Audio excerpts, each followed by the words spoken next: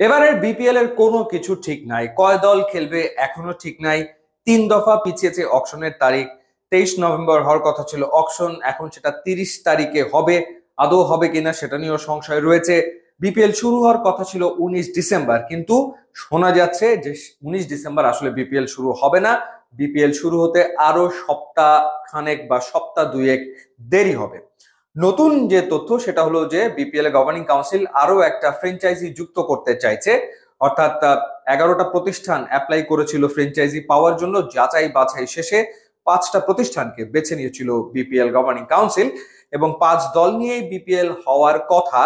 সমস্যাটা শুরু হয় যখন আসলে এই প্রতিষ্ঠানগুলো কেউই সময় মতো 10 কোটি টাকার ব্যাংক গ্যারান্টি বিসিবির কাছে বা বিপিএল গভর্নিং কাউন্সিলের কাছে জমা দিতে গড়িমসি শুরু করে। এবং সবশেষ যে খবর সেটা হচ্ছে যে কোনো প্রতিষ্ঠানই আসলে পুরো 10 কোটি টাকার ব্যাংক গ্যারান্টি জমা দেয়নি, প্রত্যেকেই পার্শিয়াল অর্থাৎ আংশিক অংশ জমা দিয়েছে বিপিএল গভর্নিং কাউন্সিলের কাছে। এরকম একটা অবস্থায় গতকালকে থেকেই চাউর হয় যে চট্টগ্রাম রয়্যালস অর্থাৎ ট্রায়াঙ্গেল সার্ভিসেস কোম্পানি, তারা চট্টগ্রাম রয়্যালস এর মালিকানা পেয়েছিল। তারা আসলে বিপিএল এ নাও থাকতে পারে, অর্থাৎ বিপিএল গভর্নিং কাউন্সিল তাদেরকে আসলে নাও রাখতে পারে এবং চট্টগ্রামের টিমের মালিকানা বিসিবি নিজেদের কাছে রেখে দেবে। আবার নতুন একটা আপডেট হচ্ছে যে নোয়াখালীকে আনা হচ্ছে বিপিএল এ।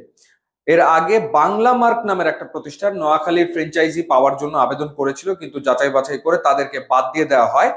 এখন যেটা শোনা যাচ্ছে যে দেশ ট্রাভেলস, যারা আসলে রাজশাহীর ফ্র্যাঞ্চাইজি পাওয়ার জন্য আবেদন করেছিল কিন্তু তারা সেটা পায়নি, তাদেরকে নোয়াখালী টিম দেওয়া হতে পারে ষষ্ঠ দল হিসেবে, এবং নোয়াখালীর নাম হবে নোয়াখালী এক্সপ্রেস। এই হলো নতুন আপডেট। এবং চট্টগ্রামের ব্যাপারে এখনো দ্বিধায় রয়েছে বিপিএল গভর্নিং কাউন্সিল। চট্টগ্রামকে রাখা হতেও পারে, আবার নাও রাখা হতে পারে, এক রকমের সিদ্ধান্তহীনতা আছে। পাশাপাশি ফরচুন বরিশালকে ফিরে আসার প্রস্তাব দেওয়া হয়েছে, এবং সেটা আনঅফিসিয়ালি, অফিসিয়ালি না আনঅফিসিয়ালি দেওয়া হয়েছে।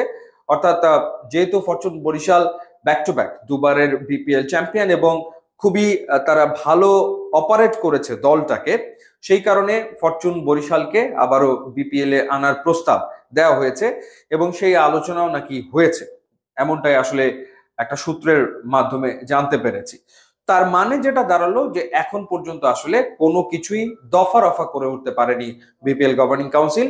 অর্থাৎ দলের সংখ্যা 5 হবে না 6 হবে, চট্টগ্রাম থাকবে কি থাকবে না, নোয়াখালী যুক্ত হবে কি হবে না, বরিশাল ফিরে আসছে কি আসছে না, এরকম এক অবস্থায় খানিকটা অনিশ্চয়তার ভেতরেই রয়েছে বিপিএল এর 12তম আসর। ইউটিউব এবং ইনস্টাগ্রাম